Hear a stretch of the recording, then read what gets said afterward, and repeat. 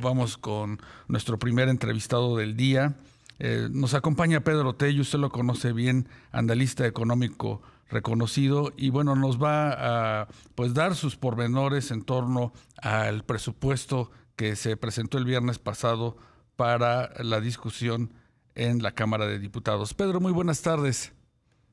Buenas tardes, gracias por la oportunidad para conversar sobre este tema que a todos interesa. Por supuesto, Pedro, no, gracias a ti por tu tiempo, como siempre, amigo. ¿Qué opinión en lo general refieres a este presupuesto que va a ser el último de la administración del presidente López Obrador? Yo diría que el presupuesto de gasto e ingreso previstos para el 2024, que tiene ahora los legisladores la responsabilidad de analizar, ajustar y aprobar, es un proyecto que recupera las dos prioridades centrales que en materia económica y social ha establecido este gobierno desde el principio de la administración. Por una parte, fortalecer los programas sociales de transferencias directas, particularmente el de pensiones, y por el otro,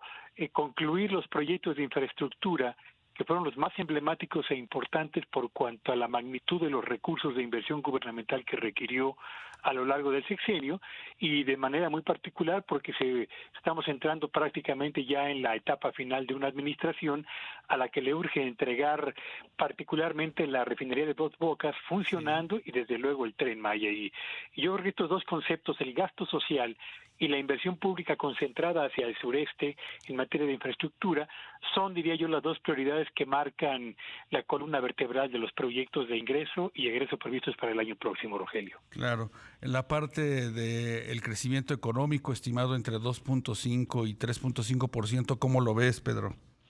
Fíjate, yo creo que es un momento todavía muy temprano para hacer alguna suerte de pronóstico más sólido acerca de lo que va a ocurrir con la actividad económica nacional, y me refiero a Producto Interno Bruto, inflación, tipo de cambio y tasas de interés,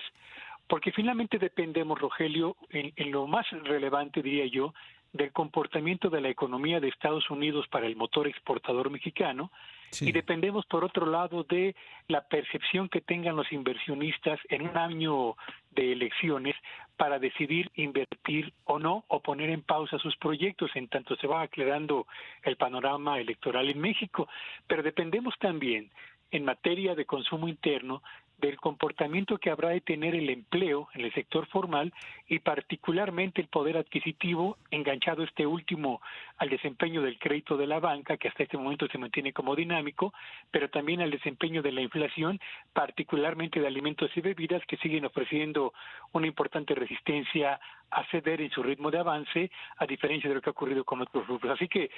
yo creo que es muy temprano para ir pensando si es un escenario factible o no. Lo cierto es que esta es la única administración, y lo quiero subrayar, que al menos en un año en el que está ahora mismo avanzando, le ganó la partida a los analistas nacionales y extranjeros, porque desde un principio señaló que íbamos a cerrar con un crecimiento del 3% más o menos el 2023, y efectivamente a lo largo del año se han ido moviendo todos los pronósticos hacia esa cifra. Así que le atinaron en el 2023, no estoy seguro de que pueda ocurrir lo mismo en el 2024. Claro, como tú dices, las variables de las tasas de interés en Estados Unidos de alguna manera pues podrían meterle freno a la demanda en nuestro principal socio comercial. Pedro, la parte del déficit fiscal que desde el viernes pues encendió las señales, los focos amarillos, este 4.9% del PIB, pues es el más alto en 30 años. ¿Qué impacto puede tener en la economía y también, por supuesto, pues en la sociedad, ¿verdad? Porque el gobierno dijo en la pandemia que no se quería endeudar, y ahora que se va, pues ahora sí está pidiendo dinero. Sí, no deja de ser curioso lo siguiente, bien lo ha señalado.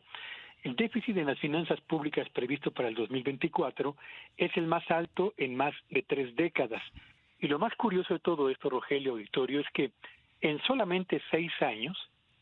se ha cuadruplicado el monto del déficit en las finanzas públicas. En lo que va de la administración se cuadruplicará el monto en pesos y en porcentaje del déficit en las finanzas. Y vale la pena señalar, para tener un punto de referencia, que le tomó a la economía mexicana prácticamente 9 años, los 9 años previos a esta administración, duplicar el monto del déficit en las finanzas públicas. Así que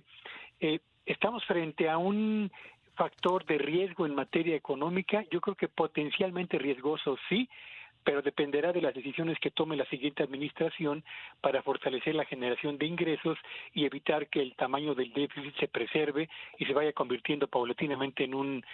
factor potencialmente peligroso para la economía mexicana. Por lo pronto argumentan las autoridades en el paquete del 2024 que este tamaño de déficit tiene que ver con la orientación de recursos que van para el fortalecimiento de los programas sociales, que evidentemente tienen un carácter político electoral muy evidente, y por otro lado para la necesidad de atender los rezagos que en materia de construcción tienen las obras emblemáticas de esta administración. Así que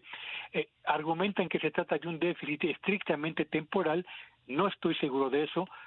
particularmente porque, como todos lo sabemos, la secretaria de Gobernación señaló hace unos días que va a enviar iniciativas de ley para reducir la edad a partir de la cual se puede ser beneficiario de la pensión universal, y que se va a hacer también motivo de obligación constitucional el programa de Sembrando Vida, lo mismo que el programa de apoyo a personas con discapacidad, lo que significa que aumentarán las obligaciones que año tras año deberá cubrir el gobierno federal en momentos en los que los ingresos, y particularmente los que provienen de Pemex, pues no tienen un perfil bastante despejado en lo que resta de este año, y menos aún para el año siguiente. Sí, lo que tú comentas, Pedro, es muy importante porque estos gastos que son ineludibles del gobierno, como el de pensiones, pues siguen creciendo, tanto en lo que se refiere a lo que en su momento pues fueron los asegurados del IMSS, como los que reciben los adultos mayores. Entre ambos pues estamos hablando de cerca de 2 billones de pesos. Sí, por supuesto. Bueno, y agrégale, Rogelio, que esos 2 billones de pesos por pensiones para el 2024